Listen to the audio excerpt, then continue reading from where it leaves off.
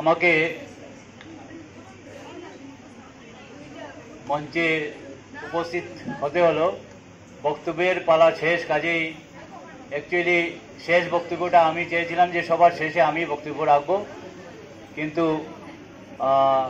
আর কয়েকটি নাচ আছে, তারপরে শেষ হয়ে যাবে, বক্তব্য আর নেই। আজকে আমি আমার ছোট্ট বক্তব্য তোমাদের উদ্দেশ্যে রাখছি। ফ্ল্যাগ হোয়েস্টিংয়ের সময় আমি দু একটি কথা বলেছিলাম, মনোযোগ দিয়ে মেয়েরা যারা এখানে বসে আছো তারা মনোযোগ দিয়ে কথাগুলো শুনবে, কারণ তোমরা বই পড়ো, আমাদের শিক্ষক শিক্ষয়িত্রীরা তোমাদের ক্লাসে ক্লাস নেয়, তারপরও তোমাদের দেখা যায় পরীক্ষা হলে রেজাল্ট খারাপ। কারণ কি, তোমরা সেটা মনোযোগ দিয়ে শুনো না। যে কথাগুলো আজকে এখানে উচ্চারিত হয়েছে, অনেকেই অনেক কথা বলেছেন স্বাধীনতা নিয়ে, তার মধ্যে থেকে কিছু দেখবে তোমাদের পরীক্ষাতেও থাকে। সেই কথাগুলো যদি আজকে সুন্দরভাবে তোমরা শুনে থাকো, তাহলে পরীক্ষা হলে গিয়ে সুন্দরভাবে লিখতে পারবে এবং এই কথাগুলি সারা জীবন তোমাদের মধ্যে থেকে যাবে।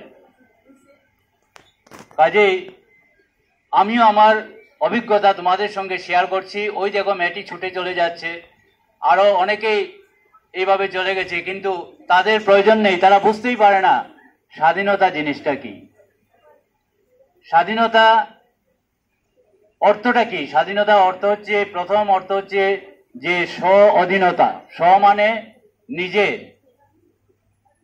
নিজের অধীনে নিজেকে রাখার চেষ্টা করতে লাগবে, নিজেকে কন্ট্রোল করতে লাগবে, সব কিছুতে অন্যের দ্বারা পরিচালিত হলে চলবে না।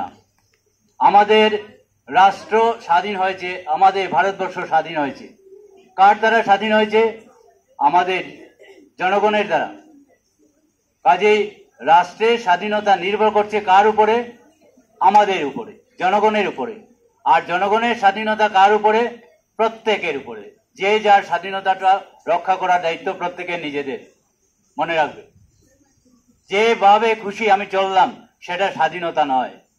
1947 ইংরাজিতে ভারতবর্ষ যখন স্বাধীন হয়, তখন তার পরবর্তীতে সংবিধান না আসা পর্যন্ত একটা উচ্ছৃঙ্খল পরিবেশের মধ্যে ভারতবর্ষ চলছিল।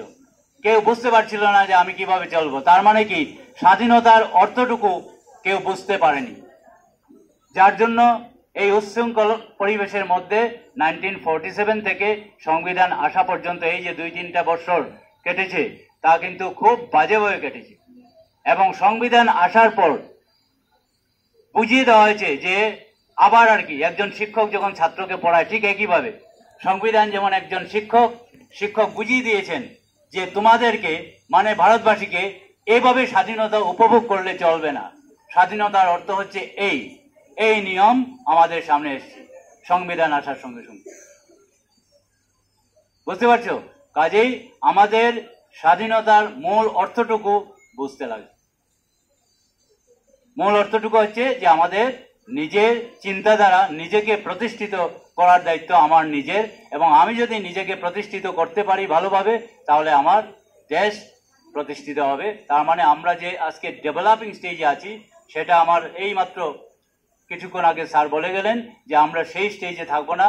2047 মধ্যে আমরা ভারতবর্ষ একটা ডেভেলপড কান্ট্রিতে পৌঁছে যাবে। এই চেষ্টাটুকু আমাদের করতে লাগবে। ভারতবর্ষ কে? ভারতবর্ষ হচ্ছে আমরা সবাই মিলে ভারতবর্ষ। কাজে আমাদের দ্বারাই তৈরি হবে ভারতবর্ষ। আমাদের সবার